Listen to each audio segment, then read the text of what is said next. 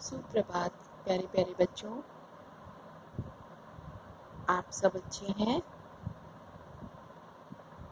आज की पढ़ाई करने के लिए तैयार हैं सब लोग।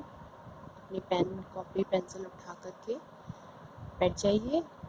हम लोगों ने पिछली बार जो पढ़ा था आज उसके आगे का पढ़ेंगे। आ गए आप सब? बुक उठाइए, आपने अपनी बुक खोलिए। चैप्टर 5 मानचित्रण। ठीक है, लास्ट वीडियो में हम लोगों ने मानचित्रण के बारे में थोड़ा सा पढ़ा था कि वो क्या होता है।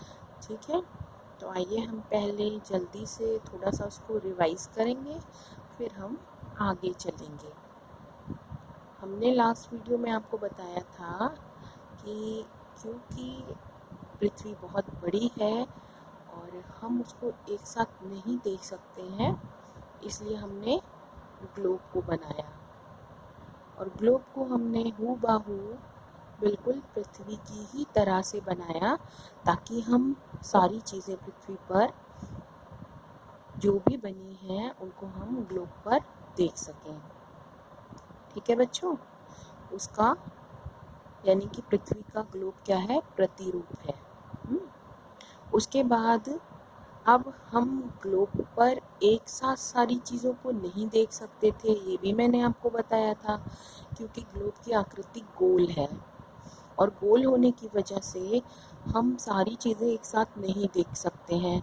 तो इसके लिए हमको किसकी आवश्यकता महसूस हुई? मानचित्र की।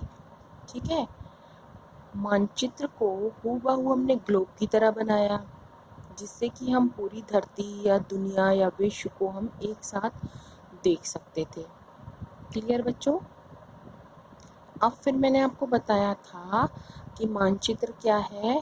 पृथ्वी या उसके किसी भाग या सतह का, ठीक है, जो भी भाग या सतह हम ले रहे हैं उसका समतल पर, किसी समतल पर पैमाने की सहायता से समान अनुपात में प्रदर्शन करना या मानचित्र या कोई खाका खींचना मानचित्र कहलाता है।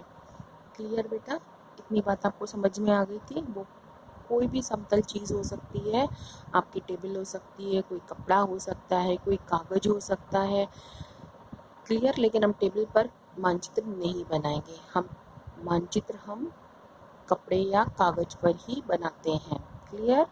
ठीक है, यहाँ तक हम लोगों ने उस दिन आपके साथ बात की थी। तो मुझे उम्मीद है कि मानचित्र क्या है ये आपके समझ में आ गया होगा।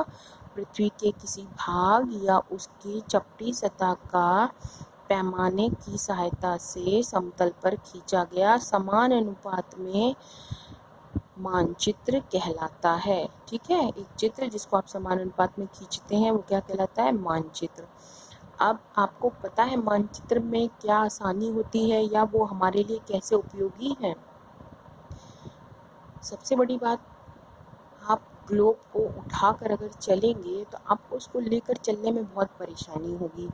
ठीक है ना, वो बॉल की तरह कहाँ रखें कहाँ नहीं रखें, उसको किस बैग में रखें या किस जगह पे रखें, किस तरीके से हम उसको पकड़ें कि हमको आसानी हो, ये सारी समस्याएं हमको ग्लोब को लेकर के चलने में होती हैं। मानचित्र के साथ में बहुत आसानी है। मानचित्र को हम फटाफट आसानी से रोल करेंगे, बड़े कितना भी बड़ा मानचित्र हो, चाहे वो आपका इतना हो और चाहे इतना बड़ा हो, हम आसानी से मानचित्र को रोल करेंगे और रोल करके उसको आराम से, चाहे आप हाथ में पकड़ के ले जाइए, चाहे बैग में उसके लिए जगह बना के ले जाइए। तो मानचित्र को हम अपनी सुविधा अनुसार आसानी से एक स्थान से दूसरे स्थान तक कहीं भी ले जा सकते हैं। ठीक है, एक पॉइंट कि आप अपने आवश्यकता अनुसार, सुविधा अनुसार किसी भी तरह से मानचित्र को मोड़ करके आप आसानी से एक जगह से दूसरी जगह रोल या फोल्ड करके उसको ले जा सकते हैं। दूसरी अच्छी चीज़ मानचित्र के साथ क्या है, वो हमारे लिए कैसे उपयोगी है कि ग्लोब पर हम आपको बता चुके हैं कि हम एक साथ सारी चीज़ें नहीं देख सकते हैं। ठीक है। आपको मान लीजिए कहीं की सड़क देखनी है, तो किसी दूसरी जगह की आपको जो है रेल लाइन देखनी है, किसी तीसरी जगह का आपको गांव देखने का मन हो रहा है, या कहीं के जंगल देखने का मन हो रहा है कहाँ पर है, या मरुस्थल देखने का मन हो रहा है, तो आप इन चीज़ों को आसानी से एक साथ नहीं देख सकते, ये हमने पहले ही बताया। तो अब हमको मानचित्र के साथ आसानी क्या है कि हम कहीं का भी, चाहे वो सड़कें हों, रेल हो, कस्बे हों, भूमि हो, या गांव हो, इन सबको ग्लोब की अपेक्षा हम मानचित्र पर आसानी से और बहुत अच्छी तरीके से देख सकते हैं। क्लियर बेटा? क्लियर है ना ये बात? ठीक है। हम क्या कर सकते हैं, मानचित्र पर किसी भी जगह को हम आसानी से देख सकते हैं। तो बच्चों इतनी बात आपको क्लियर हो गई।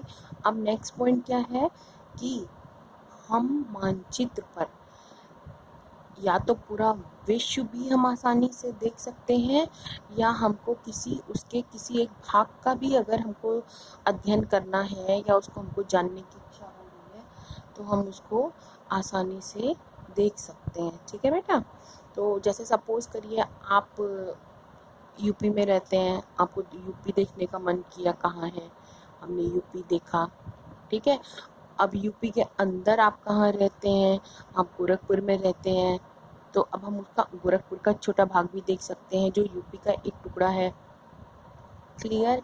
फिर आपका मन किया कि अब हम अपने गांव चलते हैं, हम जहाँ हमारे दादा परदादा हमारे पिताजी पैदा हुए, या हम जहाँ के मूल निवासी हैं, जहाँ के सच में रहने वाले हैं, हमको वहाँ का पता लगाना चाहिए कहाँ है, कितना बड़ा है, कैसा दिखता है, तो अब हम वहाँ भी जा सकते हैं।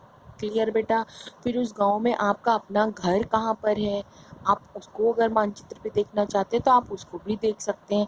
तो मानचित्र का ये फ़ायदा है कि हम उस पर किसी बड़े भाग को, पूरी धरती को देख सकते हैं, या फिर इसके अलावा हम किसी एक भाग का मानचित्र भी तैयार करके हम उसकी जानकारी भी प्राप्त कर सकते हैं। क्लियर?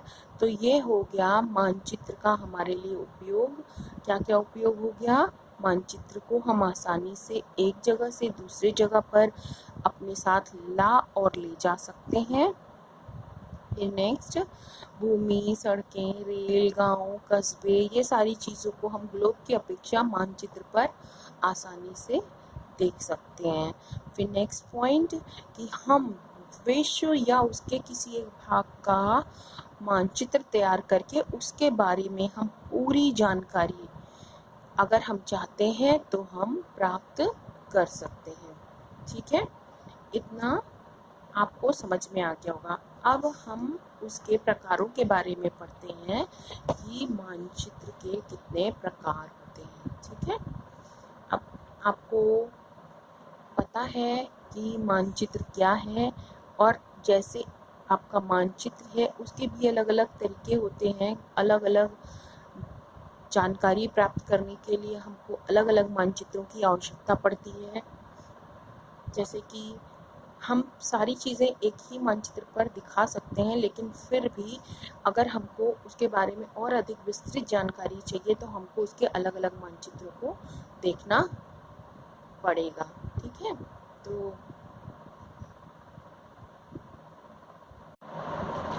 तो आइए हम देखते हैं कि मानचित्र कितने प्रकार के होते हैं। ठीक है बेटा? वैसे तो मानचित्र बहुत तरह के होते हैं, लेकिन आपके सिलेबस में अभी जितने मानचित्र हैं मैं केवल उन्हीं के बारे में बताऊंगी। बाकी को आपको अभी पढ़ने की ज़रूरत नहीं है। जब हम अगली क्लास में या आगे की क्लासों में बढ़ते जाएंगे तब हम उनके बारे में जानकारी प्राप्त करते जाएंगे। तो आपके सिलेबस में जो मानचित्र के प्रकार लगे हैं उनमें ये वाले देखिए मुख्य हैं। पहला आपका भौतिक मानचित्र है। ठीक है बेटा? पहला कौन सा है? भौतिक मानचित्र। दूसरा आपका राजनैतिक मानचित्र है। तीसरा आपका थीमेटिक मानचित्र है, और फोर्थ नंबर पर आपका भू राजस्व मानचित्र है। क्लियर? तो आइए हम शुरुआत करते हैं भौतिक मानचित्र से। यही 4 मानचित्र आपको पढ़ने हैं। ठीक है? आपके सिलेबस में इतने ही हैं। और अब हम स्टार्ट करते हैं भौतिक मानचित्र। अब भौतिक मानचित्र क्या होते हैं, मैंने आपको बताया कि मानचित्र पर आप राज्य, गांव, नदियाँ, पर्वत, पहाड़, झील, तालाब कुछ भी देख सकते हैं। क्लियर है? तो फिर मैंने आपको ये भी बताया कि सब जिन चीज़ों को हमको देखना होता है उनके हिसाब से हमने मानचित्रों को अलग अलग तरीके से डिवाइड कर लिया है। तो भौतिक मानचित्र जो है, इसमें हम प्राकृतिक रूप से दिखने वाली जो चीज़ें हैं उनको देखते हैं। ठीक है? ठीक है, जो प्रकृति प्रदत्त हैं हम उन चीज़ों को यहाँ देखते हैं। तो बच्चों, पृथ्वी के प्राकृतिक स्वरूप, अभी मैंने बताया ना, जो भी प्रकृति से हमको प्राप्त हुआ है, प्राकृतिक स्वरूपों को जिन मानचित्रों में हम दर्शाते हैं उनको हम भौतिक मानचित्र कहते हैं। ठीक है? प्रकृति के स्वरूपों को दर्शाने वाले मानचित्रों को हम भौतिक मानचित्र कहते हैं। यानी जिन मानचित्रों पर हम प्रकृति से संबंधित चीज़ों को दिखाते हैं उनको हम क्या कहते हैं? भौतिक मानचित्र।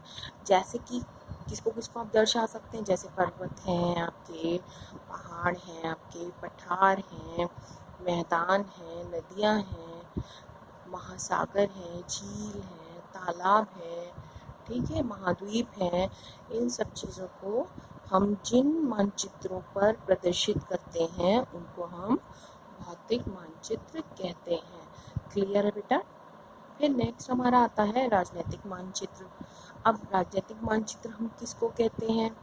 राजनीतिक मानचित्र वो मानचित्र होते हैं जिन पर हम अपने राज्यों को दिखा सकते हैं, नगरों के बारे में दिखा सकते हैं, शहरों की बात कर सकते हैं, गांव के बारे में जानकारी प्राप्त कर सकते हैं। ठीक है? और विश्व के विभिन्न देशों, जरूरी नहीं हम अपने देश की बात करें, हम विश्व के विभिन्न देशों, राज्यों और उनकी सीमाओं को भी इस पर प्रदर्शित कर सकते हैं। क्लियर है? अपने राज्यों के बारे में, अपने देश के बारे में, अपने नगरों के बारे में, उनकी सीमाओं के बारे में, और विदेशी यानी विश्व के देशों, राज्यों, उनकी सीमाओं के बारे में जिन मानचित्रों को हम जिन पर इनको प्रदर्शित करते हैं उन मानचित्रों को हम राजनीतिक मानचित्र कहते हैं। क्लियर बेटा? ठीक है? जैसे आप अपने गोरखपुर की बाउंड्री दिखाएंगे, यूपी की दिखाएंगे, इंडिया की दिखाएंगे। ठीक है? फिर आप अपने महाद्वीप में, किस महाद्वीप में, एशिया में हैं तो आप एशिया महाद्वीप में आपका इंडिया कहाँ है, ये सारी चीज़ें राजनीतिक मानचित्र में आ जाएंगी। क्लियर? उसके बाद आपका आता है थीमेटिक मानचित्र। कौन सा मानचित्र? थीमेटिक मानचित्र। ठीक है? इसमें क्या है, कुछ मानचित्र कुछ विशेष जानकारियां देने के लिए होते हैं। ठीक है? अलग हटके कुछ अलग जानकारियां हमें जब चाहिए होती हैं तो जिन मानचित्रों में हमें वो जानकारियां मिलती हैं उनको हम थीमेटिक मानचित्र कहते हैं। क्लियर बेटा? कुछ मानचित्रों से हमें कुछ विशेष जानकारियां प्राप्त होती हैं, वो कौन से मानचित्र कहलाते हैं? थीमेटिक मानचित्र कहलाते हैं। अब ये जानकारियाँ किस तरह की होती हैं? देखिए, जैसे सड़क का आपको मानचित्र, इस केवल सड़क का चाहिए। ठीक है? वर्षा का मानचित्र, कितनी वर्षा, कैसी वर्षा, कहाँ की वर्षा। वन तथा उद्योग का मानचित्र, कितने क्षेत्र पर वन है, कहाँ कहाँ उद्योग लगे हैं। ठीक है? जो कि केवल वन और उद्योग के वितरण को, वितरण मतलब कि कहाँ पर हैं, वो फैले कहाँ हैं, किस जगह पर हैं, किस जगह पर कम है, किस जगह पर ज़्यादा हैं, किस जगह पर बिल्कुल नहीं है। क्लियर? इन चीज़ों को जो दर्शाने वाले मानचित्र हैं वो मानचित्र क्या कहलाते हैं? थीमेटिक मानचित्र कहलाते हैं। क्लियर? तो आज आप इतनी चीज़ को रिवाइज करके रखिएगा, बाकी आगे की जानकारी मैं आपको नेक्स्ट वीडियो में दूंगी। और यदि आपको इसमें कोई प्रॉब्लम होती है तो आप मुझसे कमेंट बॉक्स में डाल करके कमेंट पूछ सकते हैं। और इसको इतना करके रखिएगा। इसके साथ में मैं एक PDF भेज रही हूँ, उसका काम जो भी है उसको आप अपने बुक पर ही करेंगे और बुक से ही लर्न करेंगे, वो काम आपको कॉपी पर नहीं करना है। ठीक है, चैप्टर नंबर 4 का वर्क है वो। क्लियर बेटा, समझ गए ना? तो प्लीज़ इसको करके रखिएगा। हम लोग नेक्स्ट वीडियो में फिर मिलेंगे। Thank you.